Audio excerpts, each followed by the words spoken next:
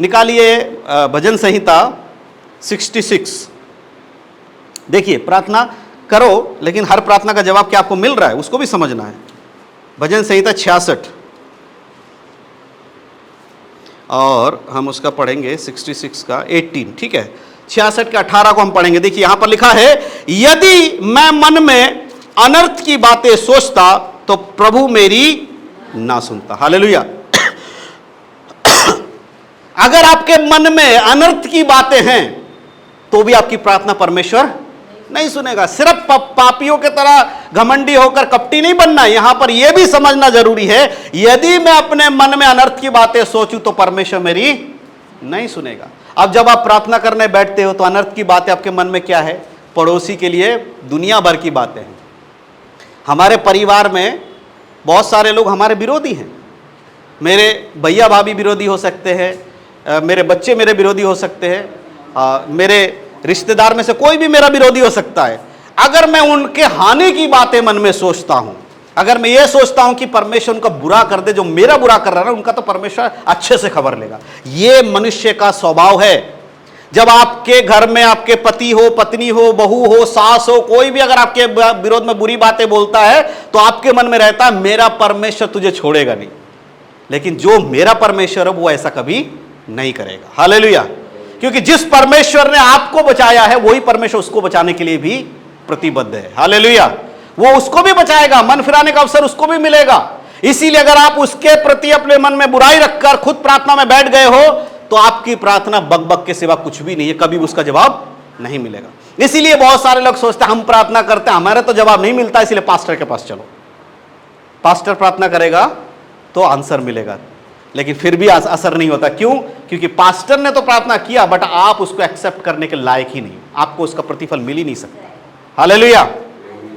इन बातों को समझना बहुत जरूरी है। एक और वचन निकालिए, मीका की किताब, 3 अध्याय और 4 आयत। इसमें लिखा है, वे उस समय यहोवा की दुहाई देंगे परंतु उनकी ना सुनेगा, वरन उस समय वह उनके बुरे कामों के कारण उनका मुंह उनसे मोड़ लेगा। हालेलुया।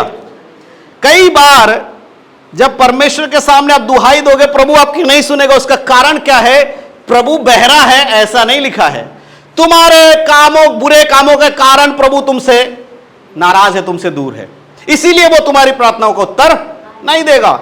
ना ही परमेश्वर के कानों में कुछ गया है और ना ही आपके जवान में कुछ गड़बड़ हुआ है कि उसको तुम्हारा शब्द सुनाई नहीं दिया। लेकिन आंसर क्यों नहीं आ रहा है? आपके भूतपूर्व पहले के बुरे काम आज भी आपके अंदर है। आपने अभी भी मन नहीं फिराया, अभी भी आपने इतने साल वचन सुनने के बाद भी पश्चाताप नहीं किया, अभी भी आपने बुराई करना नहीं छोड़ा, अभी भी आपने दूसरों के लिए गलत विचार रखना मन में नहीं छोड़ा, अभी भी आप चुगली करना बंद नहीं कर रहे हो, अभी भी आप इधर की बात उधर करना नहीं छोड़ रहे हो। इसीलिए प्रभु कहता है तुम्हारे बुरे कामों के कारण मेरा मुंह तुमसे मुड़ा हुआ है। हालेलुया। इजराइल के लोगों के बुड़बुड़ाना, इजराइल के लोगों का परमेश्वर के विरोध में बातें करना, कई बार परमेश्वर ने उन्हें छोड़ दिया। जिस रास्ते को 3 दिन में पूरा कर देना चाहिए था, उस रास्ते को 40 साल तक परमेश्वर ने उनको चलने के लिए मजबूर किया। हालेलुया। हालेलुया। इसीलिए कई बार बीमारियां, कई बार परेशानी एकदम खत्म होनी चाहिए, लेकिन कई महीनों से प्रार्थना करने के बाद भी अगर वो खत्म नहीं हो रही, इसका मतलब कि हमारे अंदर प्रॉब्लम है, प्रभु बहरा नहीं है। हालेलुया। समझ में आ रहा है आपको? दूसरा वचन निकालेंगे, नीति वचन।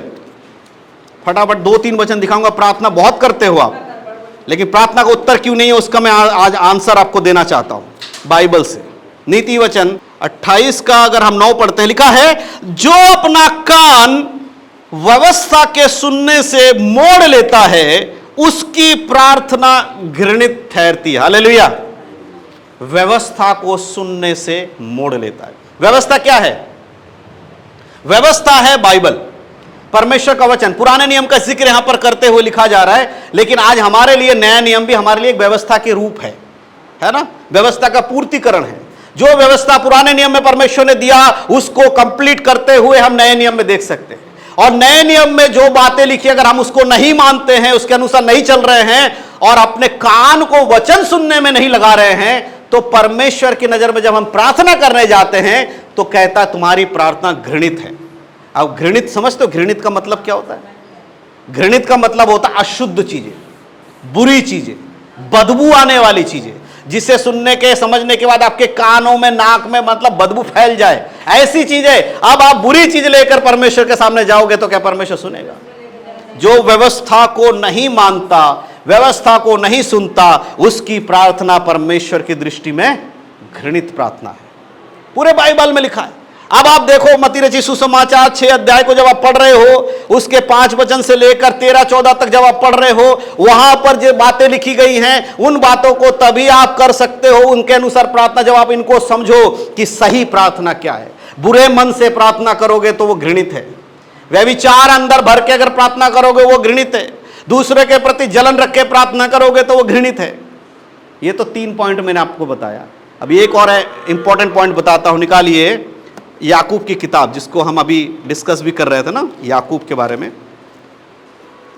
उसका 6 और 7 को हम पढ़ेंगे, याकूब 1 का 6 और 7। देखिए यहां पर ध्यान से सुनिएगा, लिखा है, पर विश्वास से मांगे और कुछ संदेह ना करे, क्योंकि संदेह करने वाला समुद्र के लहर के समान है, जो हवा से बहती और उछलती है। ऐसा मनुष्य ये ना समझे कि मुझे प्रभु से कुछ मिलेगा। हालेलुया। बिना विश्वास के भी कई बार प्रार्थना होता है। दूसरों को देखा प्रार्थना, चर्च में आए, एक आदमी खड़ा हुआ, और कल ऐसे ही जब मैं बात कर रहा था, किसी ने मुझे बताया कि भैया एक व्यक्ति के बारे में बात हो रहा था, मैं उसे बहुत व्यक्तिगत रूप से जानते हैं। वो आज बहुत परिपक्व, सांसारिक रूप में बहुत धनी हो गया है। बहुत धनी मतलब पैसा बहुत आ गया है, कई सारे मकान खरीद लिए हैं, कई सारे गाड़ियां खरीद चुका है, कई सारे धन दौलत उसने अपना अर्जित किया है। और जिस चर्च में वो जा रहा है, उस चर्च में उसकी गवाही को दूसरों को बताया जाता है, इस आदमी को देखो, इसके पास, प्रभु में जब आया था तब इसके पास कुछ नहीं था, आज 15 साल से प्रभु में इसके पास बंगले हैं। तो मुझे कहा कि उसके बारे में ऐसी गवाही बोली जाती है चर्च में, बट हम लोग छोटे, भैया हम लोग छोटे हैं, तो हमारी गवाही नहीं बोली जाती।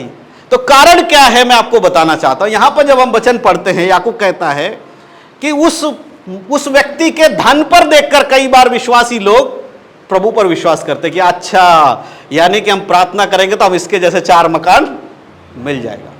विश्वास कर लेते हैं उस बात पे जो सांसारिक बात है, लेकिन परमेश्वर के जो बात है उस पर विश्वास नहीं है।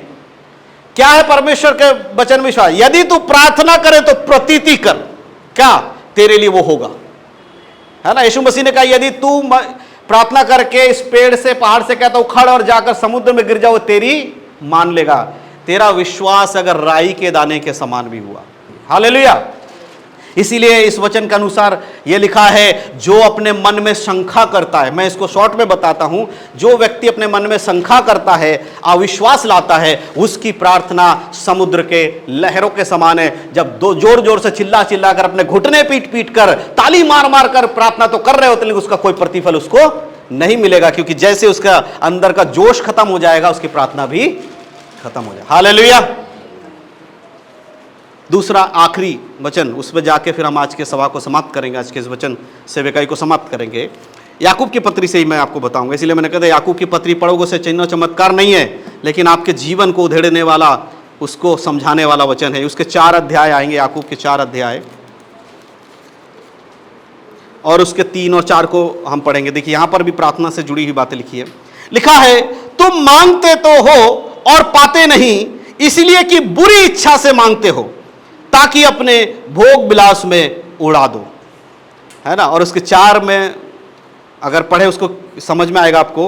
हे व्यभिचारिणियों, क्या तुम नहीं जानती कि संसार से मित्रता करनी परमेश्वर से बैर करना है? अतः जो कोई संसार का मित्र होना चाहता है, वह अपने आप को परमेश्वर का बैरी बनाता है। हालेलुया। इसमें सबसे इंपॉर्टेंट चीज, तुम मांगते तो हो लेकिन तुम पाते नहीं, उसका एक कारण यह भी होता है, तुम भोग विलास में उड़ाने के लिए मांगते हो। आपकी प्रार्थना क्या होती है? परमेश्वर मुझे ही पैसा चाहिए, परमेश्वर मुझे धन चाहिए, परमेश्वर मेरे परिवार की खुशियां चाहिए। हर चीज में आपको धन दौलत, संसार की बाकी चीजों पर ही आप निर्धारित। और किस लिए मांग रहे हो सकता है आप अपने परिवार में किसी को दिखाओगे, देखो मैं यीशु मसीह में आया तो मैं अमीर बन गया, और इस बात को बोलकर आप उन्हें यीशु मसीह में लेके आओगे, और जब वो अमीर बनेंगे नहीं तो वो भाग जाएंगे। तो जब आप प्रार्थना करते हो, अगर आप इसलिए प्रार्थना कर रहे हो कि आपको भोग विलास में उड़ाना है, आपको दुनिया को दिखाना है कि आप अमीर बन गए हो।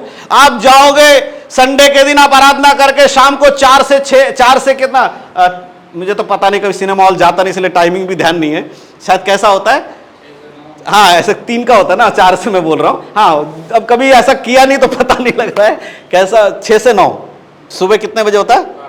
हाँ, तो अब सुबह 12 से शुरू होता है, सुबह 6 से नहीं होता है, अच्छा 12 से शुरू होता है। तो 12 बजे चर्च खत्म हो जाएगा, 12 से कितने का 3, 12 से 3 सिनेमा हॉल में जा रहे हैं। आप प्रार्थना क्या करें? प्रभु मुझे पैसे की दिक्कत है, मेरे बैंक बैलेंस नहीं है।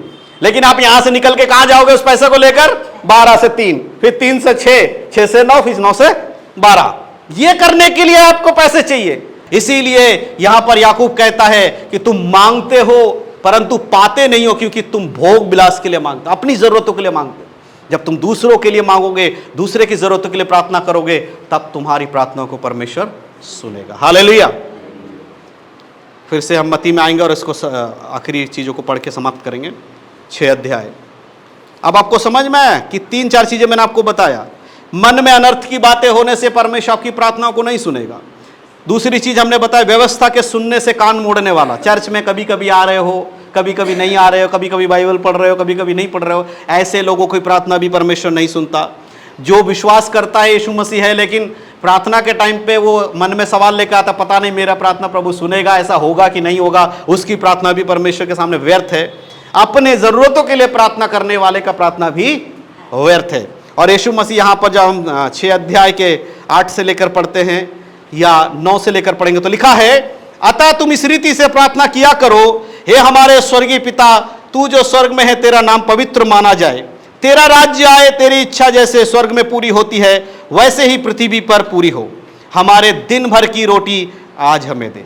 है ना, अपने गल्ला भरने के लिए बहुत सारे लोग प्रार्थना करते हैं। क्यों भरोगे गल्ला? रोज प्रार्थना। इसका अर्थ क्या है? दिन भर की रोटी आज हमें दे। इसका अर्थ क्या है? रोटी मांगने के लिए मैं यहां समझता हूं सिर्फ रोटी मांगने की बात यहां पर नहीं है। यहां पर दिन भर की मतलब डेली प्रार्थना करने की जरूरत है। आज कर लिया, ये अगले संडे तक हमें खाना मिलता रहे, ऐसा नहीं है। जब परमेश्वर ने इजराइल के लोगों को मन्ना खिलाया, भटेर दिया, तो वो डेली आता था। और वचन में लिखा है, जिस व्यक्ति को जितनी जरूरत है उतना ही वो बटोरे। वो जब सुबह सोकर उठते थे तो देखते थे उनके आंगन में, उनके चारों तरफ सफेद कुछ धनिये के तरह सामान लिखा, धनिये जैसा खुशबू वाला कोई पदार्थ स्वर्ग से गिरा था, रोटी के टुकड़े जैसा, उसको वो लोग बटोरते थे।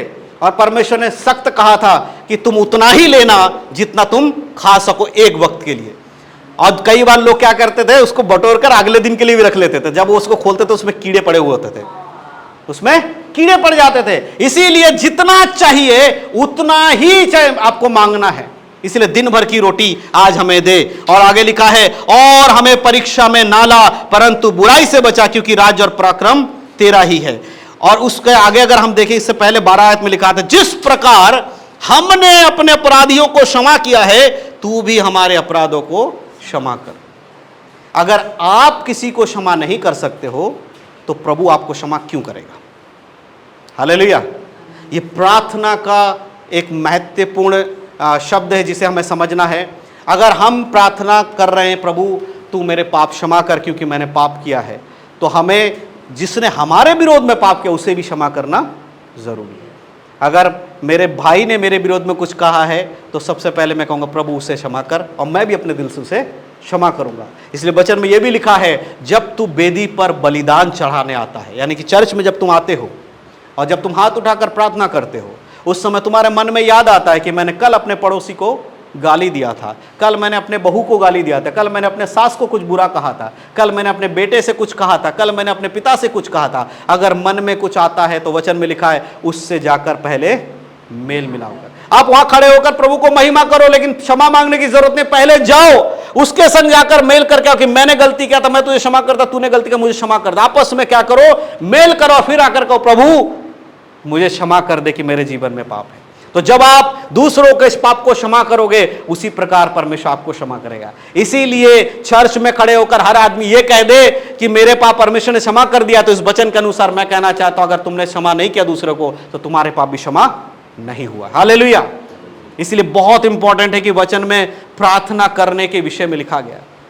अगर बाइबल में यीशु मसीह ने प्रार्थना करना सिखाया है, इसका मतलब कि प्रार्थना करने का एक तरीका होता है, एक नियम है, एक अनुशासन है।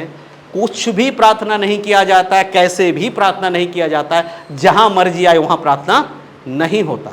आप समझ में आया प्रार्थना करना कितना जरूरी है, और खास करके वचन के अनुसार प्रार्थना करना कितना जरूरी है। तो हर प्रार्थना का जवाब परमेश्वर नहीं देता है। तो ये कुछ बातें हैं जिन्हें हमें प्रार्थना के लिए जानना और समझना जरूरी है, और इस चीज को आप लोग अपने जीवन में लागू करिएगा।